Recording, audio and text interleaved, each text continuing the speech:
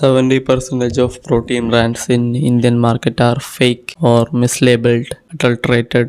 അപ്പോൾ ഈ അടുത്തായിട്ട് നടന്ന ഇപ്പോൾ വളരെയധികം ട്രെൻഡിങ് ആയി പോയിക്കൊണ്ടിരിക്കുന്ന ഒരു പ്രോട്ടീൻ ബ്രാൻഡ്സിനെ കുറിച്ചുള്ള ഒരു സ്റ്റഡിയാണിത്. ടോട്ടലായിട്ട് 36 പ്രോട്ടീൻ ബ്രാൻഡ്സാണ് ഇതിൽ ടെസ്റ്റ് ചെയ്യപ്പെട്ടത്. ആൻഡ് ഇതിൽ തന്നെ ടെസ്റ്റ് ചെയ്യപ്പെട്ടതിൽ 70% പ്രോട്ടീൻ ബ്രാൻഡ്സിലും പ്രോട്ടീൻ എമൗണ്ട് മിസ്ലേബിൾഡ് ആണ്. അതായത് കൊടുത്തതിൽ കൂടുതൽ അല്ലെങ്കിൽ കുറവായിട്ടുള്ള പ്രോട്ടീനാണ് അതിലുള്ളത് എന്നാണ് തെളിയിക്കപ്പെട്ടത്. ആൻഡ് മറ്റൊരു ഇമ്പോർട്ടൻ്റ് ആയുള്ള കാര്യം എന്താ വെച്ചാൽ ടെസ്റ്റ് ചെയ്ത ബ്രാൻഡുകളിൽ ഹെവി മെറ്റൽസ്, അതുപോലെ സോയ പ്രോട്ടീൻസിൽ fungal toxins and plant based പ്രോട്ടീൻസിൽ നമ്മുടെ പെസ്റ്റിസൈഡ്സിൻ്റെ അംശങ്ങൾ ഇതൊക്കെ കണ്ടെത്തിയിട്ടുണ്ട്. അപ്പോൾ ഒരു കോമൺ ആയിട്ടുള്ള ഒരു പ്രോട്ടീൻ പൗഡർ കൺസ്യൂമർ എന്നതിൽ നിങ്ങൾ എന്താണ് ചെയ്യുന്നത്? ഇനി പ്രോട്ടീൻ പൗഡർ കഴിക്കണ്ടേ, അല്ലെങ്കിൽ നിങ്ങൾ ഇനി ഫോറിൻ ബ്രാൻഡ്സ് മാത്രം വാങ്ങി കഴിച്ചാൽ മതിയോ? അതാണോ നമ്മുടെ ഈ സ്റ്റഡി ഇൻഡിക്കേറ്റ് ചെയ്യുന്നത്? അപ്പോൾ ഇതൊക്കെയാണ് ഈ സ്റ്റഡീൻ്റെ മേജർ ആയിട്ടുള്ള കൺക്ലൂഷൻസ്. അപ്പോൾ നമുക്ക് ഓരോ കൺക്ലൂഷനിലേക്കും പോവാം.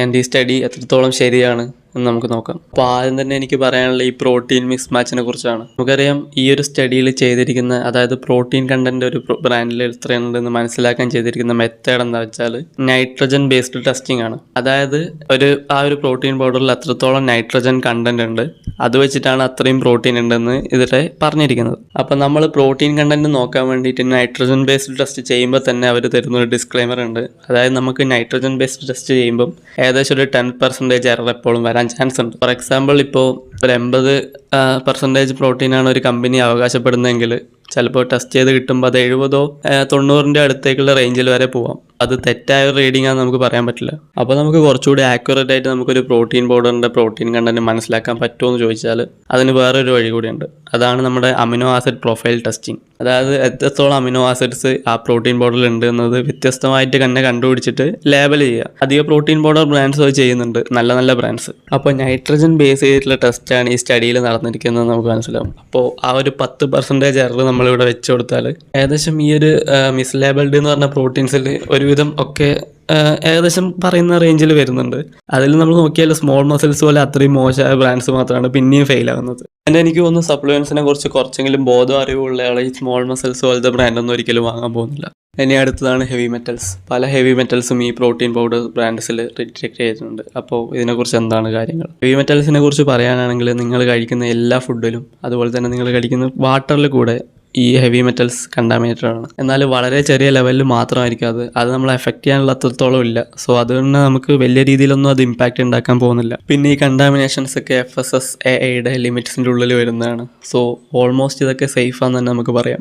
ഇനി പെസ്റ്റിസൈഡ് റെസിഡ്യൂസ് കണ്ട പ്ലാന്റ് പ്രോട്ടീൻസ്, നിങ്ങളൊരു കാര്യം മനസ്സിലാക്കേണ്ടതെന്ന് വെച്ചാൽ നമ്മൾ ഇന്നത്തെ കാലത്ത് യൂസ് ചെയ്യുന്ന എല്ലാ ഫുഡ് ഐറ്റംസിലും വളരെയധികം പെസ്റ്റിസൈഡ്സ് ഒക്കെ യൂസ് ചെയ്തിട്ടാണ് വരുന്നത്. സോ അതിൽ നിന്ന് ഉണ്ടാക്കുന്ന ഒരു പ്രോട്ടീൻ പൗഡറിലും എന്തായാലും അതിൻ്റെ അംശങ്ങൾ ഉണ്ടാവും. അതുപോലെ തന്നെയാണ് സോയ് പ്രോട്ടീനുള്ള ടോക്സിൻസും. അപ്പോൾ ഇങ്ങനത്തെ പ്രോട്ടീൻ ഒക്കെ ചൂസ് ചെയ്യുമ്പോൾ എനിക്ക് നിങ്ങളോട് പറയാനുള്ളതെന്ന് വെച്ചാൽ വളരെ നല്ല ബ്രാൻഡ്സ് മാത്രം വാങ്ങി ഉപയോഗിക്കുക, അല്ലെങ്കിൽ നിങ്ങൾ വേ പ്രോട്ടീൻ മാത്രം ഉപയോഗിക്കുക. സോ ഇനി നമുക്ക് എൻ്റെ കൺക്ലൂഷനിലേക്ക് പോവാം. എന്താണ് എനിക്ക് ഈ സ്റ്റഡീനെ കുറിച്ച് തോന്നുന്നത്? സോ നമ്മൾ ഒരു സ്റ്റഡീനെ എടുത്ത് നമ്മൾ നോക്കുകയാണെങ്കിൽ നമുക്ക് 2 തരത്തിൽ ഒരു സ്റ്റഡി നടത്താം. ഒന്നാമത് നമുക്ക് എന്തെങ്കിലും കണ്ടുപിടിക്കാൻ വേണ്ടിയിട്ട് സ്റ്റഡി നടത്താം, അല്ലെങ്കിൽ നമ്മൾ ഓൾറെഡി മൈൻഡിൽ വെച്ചൊരു കാര്യത്തെ സമർത്ഥിക്കാൻ വേണ്ടിയിട്ട് സ്റ്റഡി നടത്താം. അപ്പോൾ ഈ ഒരു സ്റ്റഡീൻ്റെ കൺക്ലൂഷനൊക്കെ കാണുമ്പോൾ നമുക്ക് മനസ്സിലാകുന്ന ഒരു കാര്യം എന്ന് വെച്ചാൽ ഓൾറെഡി ഇന്ത്യൻ മാർക്കറ്റിലെ പ്രോട്ടീൻസ് ഒക്കെ മോശമാണെന്ന് നമ്മൾ പ്രൂവ് ചെയ്യാൻ വേണ്ടിയിട്ട് നടത്തിയ ഒരു സ്റ്റഡി പോലെയാണ് എനിക്ക് തോന്നുന്നത്. അതുപോലെ തന്നെ ഇവിടെ സെലക്ട് ചെയ്ത ബ്രാൻഡ്സ് ഒക്കെ നമ്മൾ നോക്കിയാൽ തന്നെ നമുക്ക് മനസ്സിലാവും ഒരുവിധം നല്ല ബ്രാൻഡ്സ് എന്ന് പറയാനുള്ള അവതാറിനൊന്നും ഇവിടെ സെലക്ട് പോലും ചെയ്തിട്ടില്ല ഈ ടെസ്റ്റിൽ. എനിക്ക് തോന്നുന്നു അവതാർ ഇന്ത്യയിൽ നിർമ്മിക്കപ്പെടുന്ന ഏറ്റവും ബെസ്റ്റ് പ്രോട്ടീനാണ് ആസ് ഓഫ് നൗ. അപ്പോൾ ഓവറോളായിട്ട് എനിക്ക് പറയാനുള്ള കാര്യം എന്ന് വെച്ചാൽ നിങ്ങൾ വളരെ ചീപ്പായിട്ടുള്ള ഇന്ത്യൻ ബ്രാൻഡ്സ് യൂസ് ചെയ്യാതിരിക്കുക. നിങ്ങൾ ഇന്ത്യൻ ബ്രാൻഡ്സ് യൂസ് ചെയ്യുന്നുണ്ടെങ്കിൽ കുറച്ച് നല്ല റെപ്യൂട്ടേഷൻ മാർക്കറ്റുള്ള ബ്രാൻഡ്സ് യൂസ് ചെയ്യുക. അതായത് ഇപ്പോൾ മസിൽ ബ്ലേസ്, ആസിറ്റീസ്, ആറ്റം, അതുപോലെ തന്നെ ഈ അവതാർ, ഇതൊക്കെ ഈ ഒക്കെ പ്രോട്ടീൻസ് ആയിരിക്കും എനിക്ക് തോന്നുന്നു കൂടുതൽ ബെറ്റർ. ഇനി നിങ്ങൾ ഇന്ത്യൻ ബ്രാൻഡ്സിനൊന്നും ട്രസ്റ്റ് ചെയ്യുന്നില്ല, ഇൻ്റർനാഷണൽ ബ്രാൻഡ്സ് ആണ് നോക്കുന്നതെങ്കിൽ എനിക്ക് നിങ്ങളോട് പറയാനുള്ളത് എന്താ വെച്ചാൽ നിങ്ങൾ ഇത്രയും പൈസ മുടക്കിയിട്ട് പ്രോട്ടീൻ പൗഡർ വാങ്ങാതിരിക്കുന്നതാണ് ബെറ്റർ. കാരണം ഇൻ്റർനാഷണൽ ബ്രാൻഡ്സിൻ്റെയൊക്കെ പൈസ എന്ന് നോക്കിയാൽ അത് തീരെ വർത്തായിട്ട് എനിക്ക് തോന്നുന്നില്ല. ഇനി നിങ്ങൾ എത്രത്തോളം നല്ല ക്വാളിറ്റിയുള്ള സാധനമാണെന്ന് പറഞ്ഞാൽ തന്നെ അതിലുള്ളത് മാക്സിമം പാലിൽ നിന്ന് എടുക്കുന്ന വേ തന്നെയല്ലേ. അപ്പോൾ നിങ്ങൾക്ക് ഇതിനെക്കുറിച്ച് എന്താണ് തോന്നുന്നത്? ആൻഡ് നിങ്ങൾ യൂസ് ചെയ്യുന്ന പ്രോട്ടീൻ ഏതാണെന്ന് കമൻറ്റ് ബോക്സിൽ കമൻറ്റ് ചെയ്യും.